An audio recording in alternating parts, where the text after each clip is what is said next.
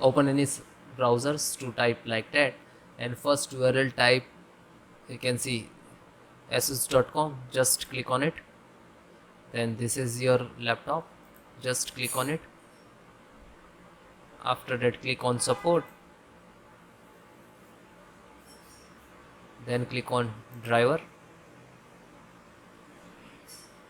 select OS,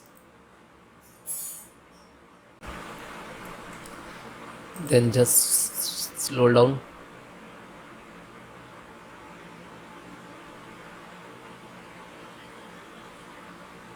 So this is a Bluetooth driver, and click to download.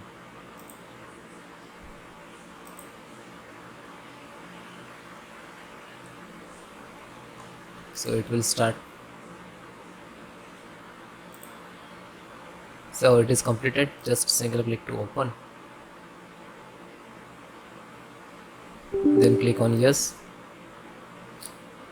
click on OK, then next, then I accept the agreement, then next, install, next, install.